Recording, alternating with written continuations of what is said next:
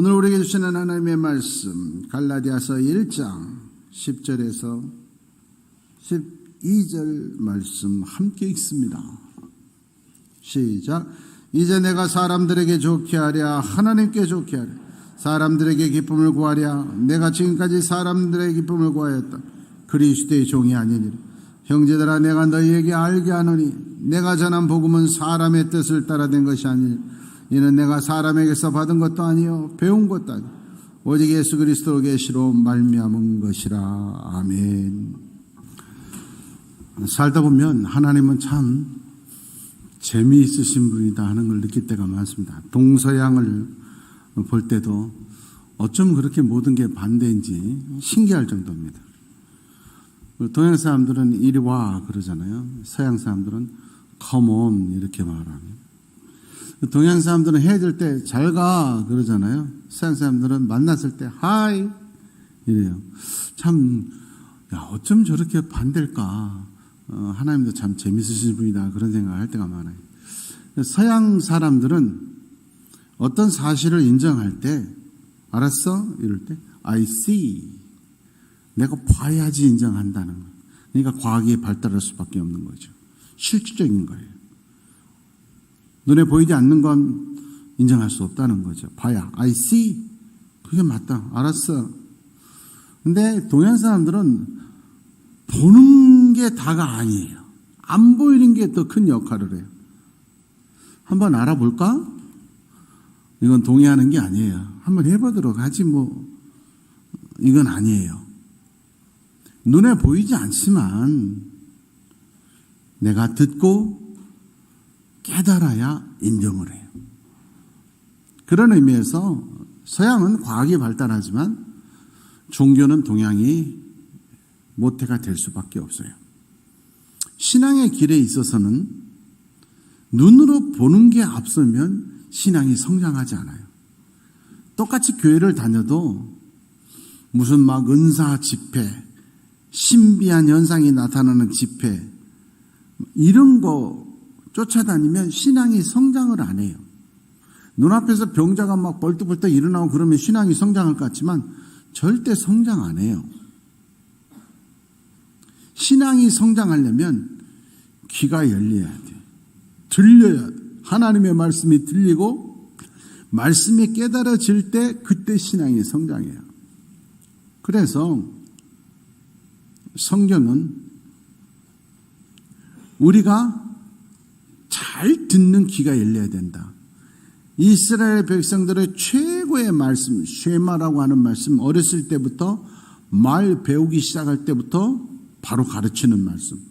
아빠, 엄마 이런 것보다도 더 중요한 말씀을 신명기 6장 4절에서 9절에 있는 성경 구절부터 외우게 만들거든요. 그리고 돌아다닐 때 어른이 돼서도 조그만한 깍에 넣어서 가지고 다녀요. 그리고 기도할 때는 그것을 끈을 이렇게 달아서 머리에 묶고 손목에 묶고 기도해요. 그 말씀을 쉐마라고 하는데 이 쉐마라고 하는 이유가 뭐냐? 신명기 6장 4절의 첫 부분 말씀 이스라엘아 들으라. 우리 한글로는 이스라엘아 들으라 이렇게 표현되지 번역을 했지만 히브리 성경은 쉐마 이스라엘 쉐마가 먼저예요. 들어라 영어처럼 들어라 이스라엘 사람들아 쉐마가 먼저 나오거든요. 그래서 그걸 쉐마라 그러거든요. 일생에 가장 중요한 말씀이 뭐냐? 우리 일생에 가장 중요한 게 뭐냐? 들어야 된다. 하나님의 말씀이 들려야 된다. 하나님의 말씀이 깨달아야 된다. 성경의 마지막 요한계시록에 보면 귀 있는 자는 들을지어다. 들려야 된다는 거죠. 교회를 100년을 다녀도 귀가 열리지 않으면 하나님의 말씀이 들리지 않으면 신앙이 성장하지 않아요. 오늘 하나님의 말씀이 들려지는 은혜가 있기를 원합니다. 말씀이 깨달아지기를 축원합니다. 오늘 우리가 읽은 말씀의 내용을 쉽게 표현하면 눈에 보이는 세상이나 사람들 중요한 거 아니다. 눈에 보이지 않아도 하나님의 말씀을 중요하고 하나님의 뜻이 중요하고 천국 영생이 중요하다 하는 거예요. 우리 일생을 살 때 이 세상에서 잘 살려고 하지 말고 영원한 세계에서 잘 사는, 진정으로 구원받고 하나님의 백성이 되어야 된다 하는 걸 말하는 거예요. 사람들 앞에 인기 있고 이 세상에서 명예, 부귀, 영화 누리는 것이 허무한 것이에요. 그것들은 순간이에요. 금방 없어지는 거예요. 그것들이 목표가 되면 안 돼요. 하나님이 목표가 돼야 되고 말씀이 천국이 목표가 돼야 된다 하는 것이 오늘 우리에게 주신 말씀이에요. 어떤 분들은 그럴지 몰라요. 아니, 이 세상에서 사는데 한 번밖에 없는 세상도 잘 살고 싶습니다. 성공하고 싶은데 그게 뭐 잘못인가요? 중요한 건 순서가 바뀌면 안 된다는 거예요. 하나님이 먼저고 천국이 먼저면 이 땅에서 누리는 건 축복이 되지만 이 세상에서 성공이 먼저가 되면 세월이 지나면 내가 공부를 많이 했어, 돈을 많이 벌었어, 높은 지위에 올라갔으면 좋은 것 같은데 시간이 질수록 실망감이 커져요. 낙심하게 되어 있고 시기와 질투가 가질수록 더 커져요. 우리나라 재벌 기업 3위 하는 그룹은 2위 못 돼서 오히려 애 같아요. 높이 올라가면 더 높이 올라가는 사람 보여요. 그리고 어느 순간 나이 먹어서 그것을 다 내려놔야 될 때 허무함을 느끼는 거예요. 오히려 우리가 불행해지는 거예요. 그러나 눈에 보이지 않아도 하나님의 말씀이 우선이고 천국이 우선인 사람은 세상에서 가진 게 없는 것 같아도 아무것도 가진 것이 없는 것 같으나 모든 것을 가진 자로다. 성경이 말합니다. 갈수록 가진 사람들보다 더 감사가 많이 나고 더 기쁘게 삶을, 더 행복한 삶을 살게 됩니다. 그래서 이 세상보다 보이지 않는 영생의 세계를 목표로 살아난 말씀은 결국은 우리를 위한 말씀. 그런데 영생의 세계를 이 땅에 잠깐의 부귀영화로 바꿔버린 안타까운 사람들이 많다는 거예요. 돈 때문에, 명예 때문에, 권력 때문에 하나님께 멀어져 간 사람들이 많아요. 우리는 사울을 잘 압니다. 사울은 이스라엘을 세울 때 최초로 왕으로 하나님이 뽑아주셨어요. 얼마나 축복이에요. 내가 노력해서 왕 되는 사람도 훌륭하지만 하나님이 축적 뽑아준 거예요. 여러분, 인생 내가 열심히 하는 거, 그건 하나님이 복 주신 거, 세상 사람들이 말하는 운 좋은 사람한테는 절대 못 이겨요. 어제 기사 읽으신 분 계신지 모르겠지만 세상에 미국의 한 사람이요, 로또 복권에 당첨됐어요. 그래서 방송국에서 어쩌다가 그렇게 당첨됐느냐, 그래서 그걸 다큐멘터리로 찍은 거야. 친구들하고 술 마시고 얘기하는 도중에 복권 한번 사볼래? 그래서 이쪽으로 가서 복권을 샀는데 재연하는 거야, 이 사람이. 재연하니까 또 복권을 사잖아요. 이렇게 샀어. 이랬는데 됐다. 그런데 재연하면서 산 게 그 다음 주에 또 됐어요. 일이 풀리려면 그렇게 풀려야 돼. 그 사람하고 노력해서 일한 사람은 어떻게 경쟁이 되겠어요? 하나님이 복 주시는 게 비교할 수가 없는 거예요. 내가 노력하고 내가 하는 건 영원한, 눈에 보이지 않아도 하나님의 능력은 비교돼요. 그런데 사울은 얼마나 하나님이 복 주셨던지 뽑아가지고 왕으로 세웠는데 외모도 얼마나 멋진지. 목사님들 만나서 가끔가다 그런 얘기. 옛날에는 예쁜 여자들, 잘생긴 남자들은 인물값 한다고 이쁜 여자들 보면 좀 머리가 미련하고 성격 안 좋고 그랬는데 요즘은 이쁜 것들이 성격도 좋고 아주 공부도 잘하고 다 안다고. 그래서 우리가 웃은 적이 있어요.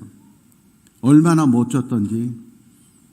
고대 시대에도 키 큰 사람들은 우대 받았나 봐요. 사울은 다른 사람들보다 어깨 하나가 더 컸대. 얼마나 멋졌던지 이스라엘 최고의 미남이었대. 왕이 된 사람이에요. 그런 사울이 눈앞에서 누리는 권력과 부귀영화 때문에 오늘 나를 있게 한 하나님의 은혜를 잊어버려요. 하나님께서 말씀하셨어요. 자, 이번 전쟁은 성전이야. Holy War. 거룩한 영적 전쟁이야. 단순한 사람들의 싸움이 아니야. 그러니까 이번에 가서 블레셋을 물리치면 악한 영이 흘러 짐승들까지 다 죽여라 말씀하셨어요.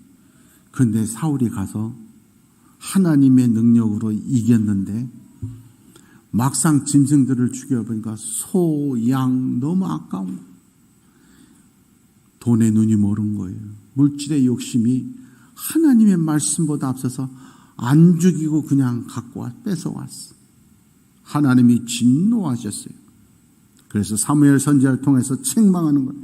사무엘상 15장 23절 말씀에 하나님이 말씀하시는 거예요. 하나님의 말씀을 거역하는 거 얼마나 무서운 죄인 줄 아느냐? 점치고 다니는 점쟁이 쫓아다니는 사람하고 똑같은 죄다. 하나님 두려워한 줄 모르고 마음이 강팍하고 완고한 사람 어떤 죄인하고 똑같은 줄 아냐? 우상에게 절하는 죄와 똑같은 거예요. 여러분 마음이 강팍한 사람, 감동이 없는 사람, 우상하게 절하는 사람하고 똑같은 마귀에게 사로잡혀서 그래요.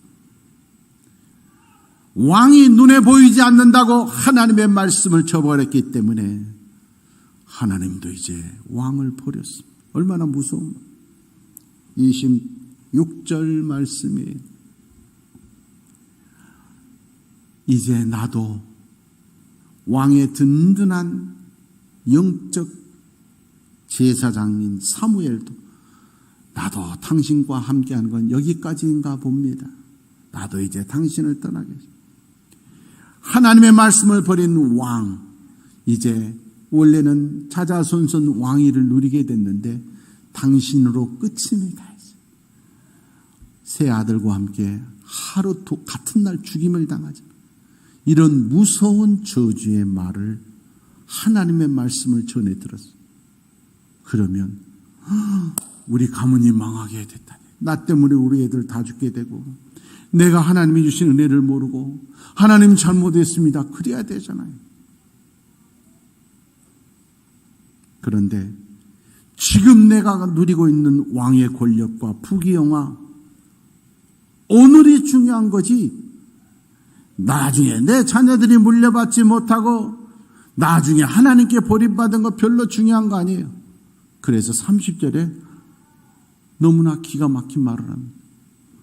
회개를 하는 것이 아니라 그건 다음의 일이고 우선 내가 죄지어서 망하게 되더라도 그건 다음의 일이니까 내 자식들이 내 신앙이 안 좋아서 망하게 되더라도 다음의 일이니까 우선 지금 백성들이 기다리니까 가서 우선 제사 좀 드려주고 백성들 앞에서 내 체면 좀 세워주라.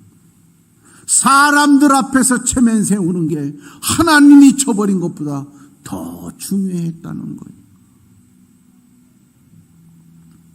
35절 말씀입니다.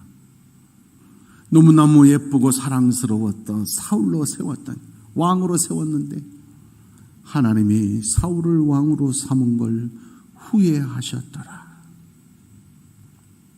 사울에게만 해당되는 말일까요? 내가 오늘 너에게 건강을 주었고 좋은 남편, 좋은 아내 주었고 물질을 주었고 사회적 지위를 주었고 장로를 만들어 주었고 권사, 안수 집사를 만들어 주었고 저렇게 좋은 자녀 주었는데 눈앞에 보이는 것들 때문에 하나님의 말씀이 생각나지 않으면 성령께서 똑같은 말씀으로 탄식하고 계시는 거예요.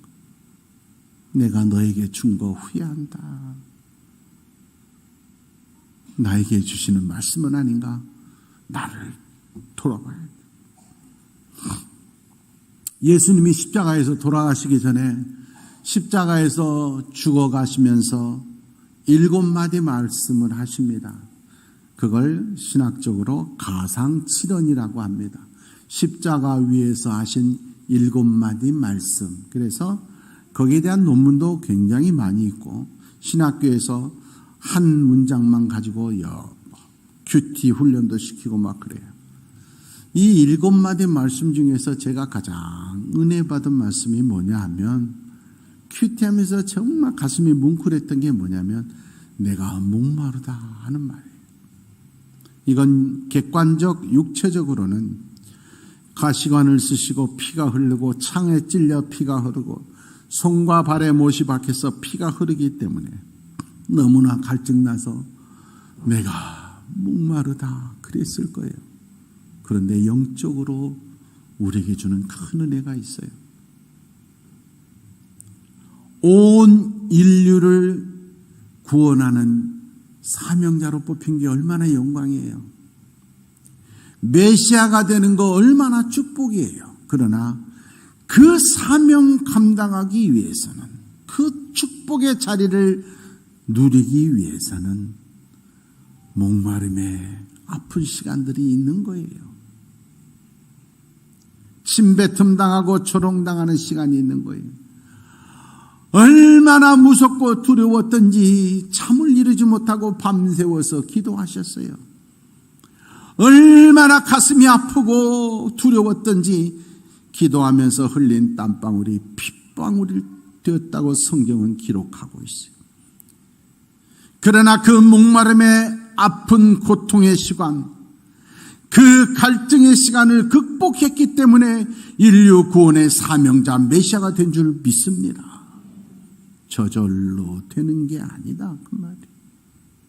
눈앞에 보이는 물질 때문에 변덕스럽고 뭐가 잘 안 된다고 넘어져 버리는 인생이 아니라 어떠한 목마름의 고난과 고통, 갈등의 상황에서도 아버지 뜻대로 하시옵소서 승리했기 때문에 우리 예수님께서 메시아가 되신 거예요. 마태복음 4장에 보면 예수님께서 40일 금식하신 후에 마귀에게 3가지 시험을 당합니다.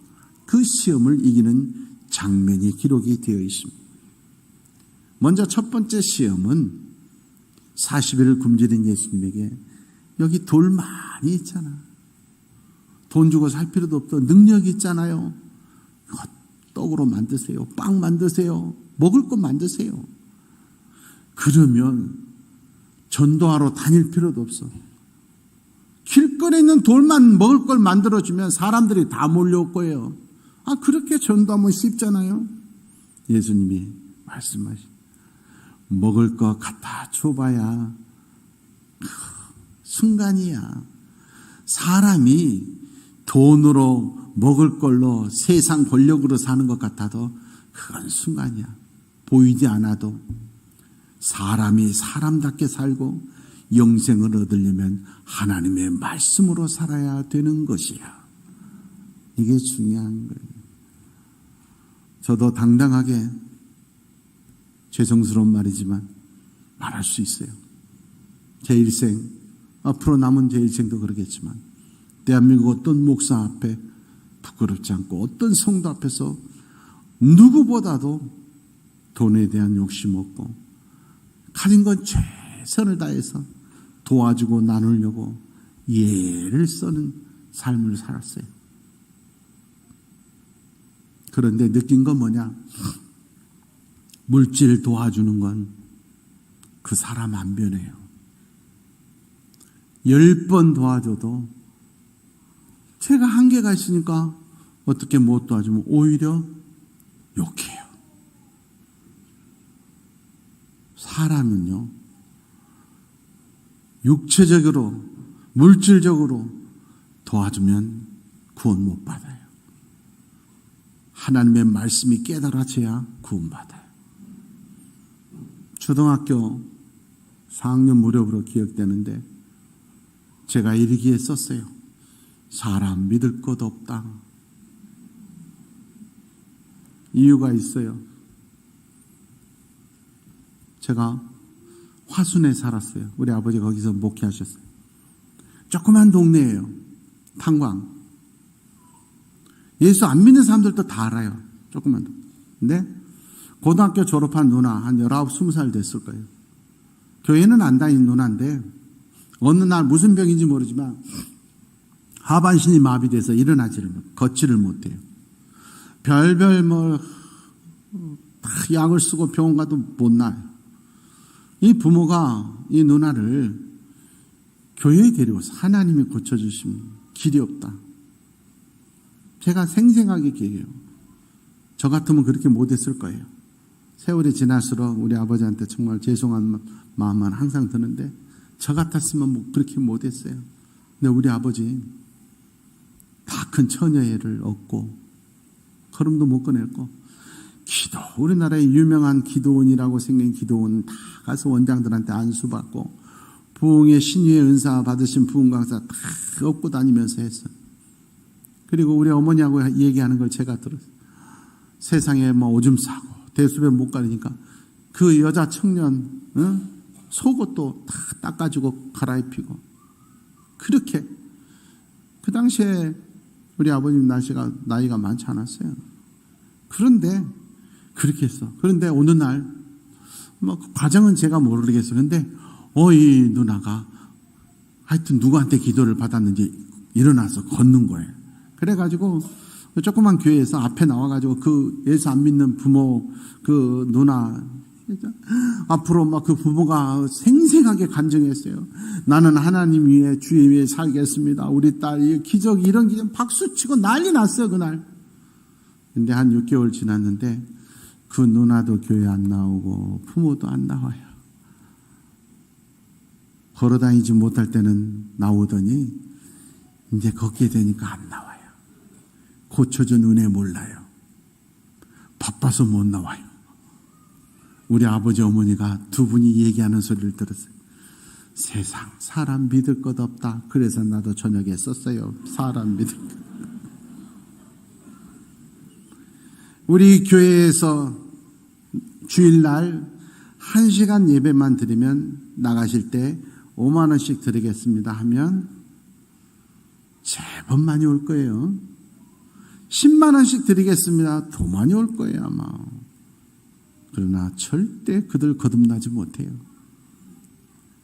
이 세상의 물질이나 이 세상에 있는 것, 사람들 붙들고 하는 건 한계가 있어요. 천국의 길로 인도할 수 없어요.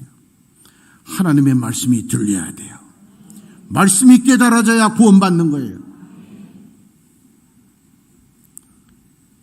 예수님께서 시험 당하시면서 세상 돈으로 사는 거 아니야. 물질적인 거 아니야. 이렇게 말씀하죠. 두 번째 마귀가 시험하는 거. 높은 성전에서 뛰어내려라. 그러면 하나님의 아들이니까 천사들이 쫙 받쳐서 쫙 내려올 거면 사람들이 얼마나 깜짝 놀라요. 네가 인기 짱일 거다. 인기 부동의 일일 거다. 그러면 얼마나 전도가 잘 되겠냐. 예수님이 말씀하시죠. 인기, 명예 그런 걸로 하나님 시험하지 마라. 그거 다 부질없는 것이다. 제가 이 교회에서 예배 끝나기 전에 하나님 살아계심을 보여주시옵소서 하면 막 하늘에서 금가루 기둥이 쫙 보이면 여수시민이 다 올 것 같죠? 안 그래요. 안 믿는 사람은 무슨 일이 있어도 안 믿어요. 성도들도 처음에는 이야 우리 목사님 능력 대단하셔. 그런데 몇 달 지나면 식상해. 목사님 다른 거 보여주세요 이래요. 그런 거 다 보여주는 거 덧없는 것이다. 세 번째 마귀가 시험하는 거예요. 온 세상 권력을 다 보여줘. 나한테 절 한 번만 하면 나한테 굴복하면 권력 다 주마. 예수님이 말씀하시는 거예요. 이 세상 다 권력 다 준다 해도 상관없다. 나는 오직 주님만 바라보고 주님께만 하나님께만 예배하는 자로 살겠다. 물질적인 모든 축복, 인기, 명예, 권력 다 필요 없다. 하나님의 말씀, 하늘의 양식과 하나님만 바라보며 살겠다 해서 마귀를 물리쳤어요. 그런데 오늘 우리는 어때요? 예수님이 물리치신 것을 교회에 와서 예수 믿는다고 하는 우리는 그거 다시 달라고 기도해요. 하나님, 돈 벌게 해주세요. 하나님, 인기 끌게 해주세요. 하나님, 승진하게 해주세요. 예수님은 그런 기도하지 말고 하나님의 말씀 깨닫게 해주세요. 말씀 지키며 순종하게 해주세요. 오직 주님만 바라보며 예배하는 자로 살게 해주세요. 그러길 원하시는데 우리는 예수님이 버리신 것 주워 담고 있어요. 그게 과연 올바른 믿음인가? 너희 자신을 돌아보라. 성경은 말하는 거예요. 우리가 신앙생활하는데 가장 방해되는 게 뭐냐? 가정이에요. 하나님이 만드신 가장 축복의 이 땅의 두 개 조직이 가정과 교회예요. 그런데 그 가정이 하나님이 주신 가정이 하나님과 멀어지는 안타까운 장애물이 되고 있는 거예요. 남편 하나님이 주셨어요. 좋은 아내 하나님이 주셨어요. 사랑하는 자녀 하나님이 주셨어요. 부모, 형제 하나님이 주셨는데 그 가정을 핑계로 예배하지 않고 게으르고 오히려 신앙이 멀어져요.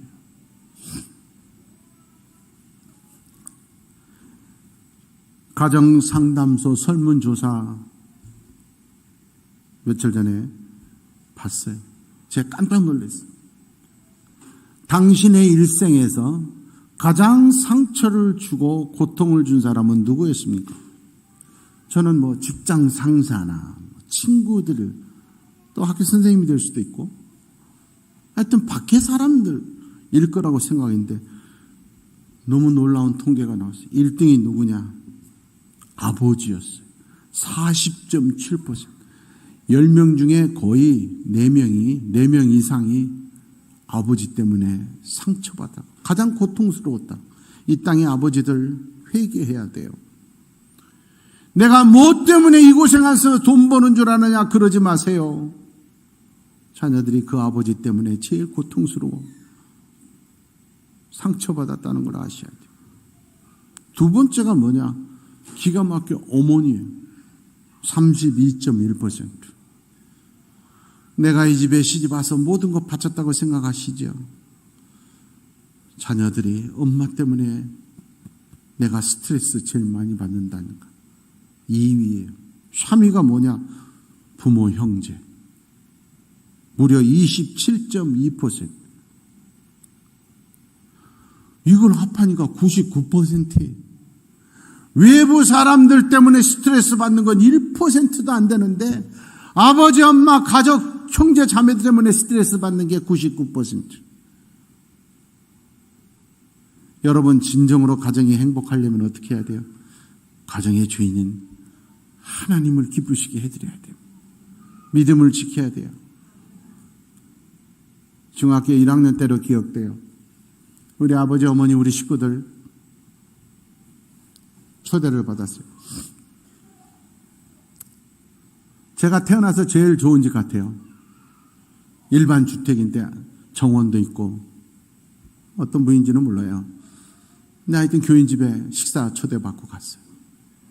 간데 응접실에, 그때 우리 집은 교회 옆에 붙은 방 한 칸에 6식구가 살고 있었는데 응접실도 있더라고요. 응접실에 액자가 있어요. 이렇게 써져 있었습니다. 그리스도는 이 집의 주인이시여, 보이지 않는 손님이시여, 모든 대화에 말없이 듣는 이시다. 정말 은혜가 되고 좋더라고. 그래서 그때 외운 말씀 지금도 안 잊어버려요. 여러분, 보이지 않아도 우리 가정의 주인은 예수님이세요. 주인을 기쁘시게 해드려야 돼요. 내 마음대로 자식들 안 커요. 어떤 여자들 그래요. 우리 남편은 내가 꽉 잡고 있어서 걱정할 필요가 없다. 착각도 심하십니다. 안 들켰을 따름이에요. 어쩌면 그 남편이 더 고단수일 수도 있어. 내 아내는 내 말 한마디면 꼼짝도 못한다. 착각하지 마세요. 친정에 다 빼돌릴 수도 있어. 중요한 건 내 가정의 진정한 축복은 하나님의 말씀 붙들고 보이지 않아도 하나님을 주인으로 모시는 것인 줄 믿습니다. 하나님의 말씀을 선포합니다. 잠언 1장 7절 말씀입니다. 시작. 여호와를 경외하는 것이 지식의 근본이거든 미련한 자는 지혜와 훈계를 멸시하느니라. 아멘. 하나님의 말씀이 앞서가는 가정이 되시기를 축원합니다. 3장 13절 14절 말씀입니다. 시작. 지혜를 얻은 자 명철을 얻은 자는 복이 있나니 이는 지혜를 얻는 것이 은을 얻는 것보다 낫고 그 이익이 정금보다 나아요. 17절. 그 길은 즐거운 길이요 그의 지름길은 다 평강. 하나님의 말씀 붙들고 사는 자가 가장 지혜로운 자고 가장 똑똑한 자고 어떤 은가금 어떤 물질보다도 더 귀한 것이고 그 가정이 평강이 넘칠 줄 믿습니다. 16장 3절 말씀입니다. 시작. 너의 행사를 여호와께 맡기라. 그리하면 내가 경영한 것이 이루어져. 하나님께 맡기는 자가 오히려 다 이루어질 줄 믿습니다. 9절 말씀입니다. 시작. 사람이 마음으로 자기의 길을 계획할지라도 그의 걸음을 인도하시는 여호와시니라. 아멘. 가정과 일터의 진정한 주인은 눈에 보이지 않아도 하나님이심을 믿습니다. 22장 4절 말씀입니다. 시작. 겸손과 여호와를 경외함의 보상은 재물과 영광과 생명이. 아멘. 겸손하십시오. 감사하십시오. 하나님 앞에 예배 잘 드리고 순종하십시오. 재물과 영광과 생명은 보너스로 주심을 믿습니다. 말씀을 마치려고 합니다. 우리나라의 바이텍 시스템이라고 하는 회사를 만든 이백용 회장인데 이분의 글을 며칠 전에 읽었어요. 사람들이 그런다는 거. 회장님 어떻게 이렇게 복 받았어요? 축복을 받은 비결이 뭐예요? 그런다는 거. 이 회장님이 그렇게 말씀하셨더라고요. 사람들은 오늘 내가 누리는 축복만 바라보는데 이 축복을 받기까지 지나온 세월 내가 기다렸던 고난과 고통의 순간은 안 본다는 거예요. 재밌는 말을 하셨더라고요. 저도 레몬티 이런 거 좋아하는데 레몬 차도요. 레몬이 가지고 있는 그 향을 가장 잘 느끼려면 물에 넣어서 30분 후에 마셔야 제일 그 향을 느낄 수가 있대. 레몬 차 한 잔도 제대로 느끼려면 30분을 기다려야 되는데 우리 일생에 하나님이 주신 축복을 누리기 위해서는 그 많은 고난과 고통의 시간, 기다림의 승리자가 되어야 된다는 거예요. 우리가 교회에서 선포하잖아요. 심장에 손을 얹고 예수 이름을 선포하는데 그래도 나는 안 나. 그래도 우리 가정 이루어지지 않아. 우리 일터 축복 없어. 그러지 말고 말씀대로 선반대로 이룰 줄 믿습니다. 기다림의 승리자 되어야 되는 감동적인 말씀을 이 회장님이 하셨어요. 사람들은 히브리서 6장 14절만 좋아한다는 거예요. 너에게 복주고 복주며 번성하고 번성하게 하리라.